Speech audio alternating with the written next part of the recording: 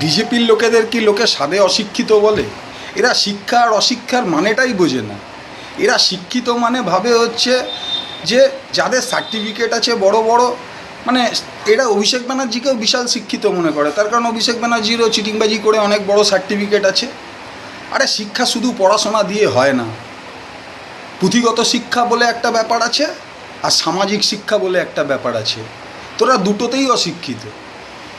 তোরা আবার বামপন্থীদের সার্টিফিকেট খুঁজে বেড়াচ্ছিস, মোহাম্মদ সেলিম কী পাস করেছে, বিমান বোস কী পাস করেছে, অনিল বিশ্বাস কী পাস করেছে, বিনয় কুমার কী পাস করেছে।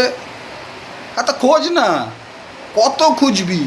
হ্যাঁ, আমাদের মধ্যে এরকম অনেক কমরেড এরকম পাবি তোরা।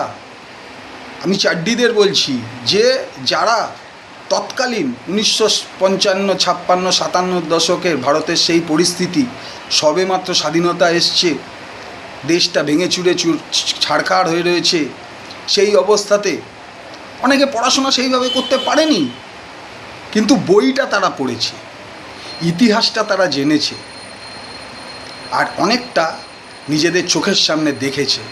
সেটাকে বলে এক্সপিরিয়েন্স। তোরা কিসে পরিণত হচ্ছিস আজ জানিস?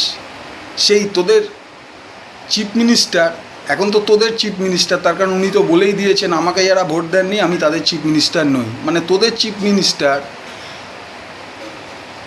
শুভেন্দু অধিকারী, তিনি কি পাস? আমরা তো কোনোদিনও কোশ্চেন করিনি।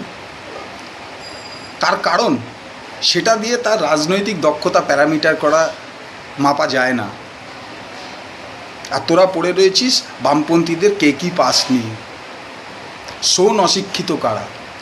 যারা গরিব মানুষের ওপর বুলডোজার চালায় তারা অশিক্ষিত, যারা গরিব মানুষের বাচ্চার মুখ থেকে দুধ কেড়ে নেয় তারা অশিক্ষিত, যারা মানুষকে বিনা দোষে অ্যারেস্ট করে গুন্ডা দমন আইন দেয় তারা অশিক্ষিত, যারা নিজের পিঠে শিরদাঁড়া বিক্রি করে দিয়ে এক দল থেকে আরেক দলে ভেড়া কেনা বেচার মতো চলে যায় তারা অশিক্ষিত। ওই শতরূপ বলেছেন আলবাল ভেড়ার পাল, এবিভিপি, তোরা সেটাতে পরিণত হচ্ছিস। তার কারণ যখন তোরা এইসব করছিস, বামপন্থীদেরকে অশিক্ষিত বলছিস, আমাদের গায়ে লাগে না? আরে রবীন্দ্রনাথ সত্যজিৎ রায়কে যদি কেউ দুটো গালি দিত, তাতে কি তাদের কোনো মাথায় মাখতো নাকি? ওরকম ভালো কাজ করতে গেলে দুটো খারাপ কথা মানুষ বলে, কিন্তু রাস্তা ঘাটে পথে প্রান্তরে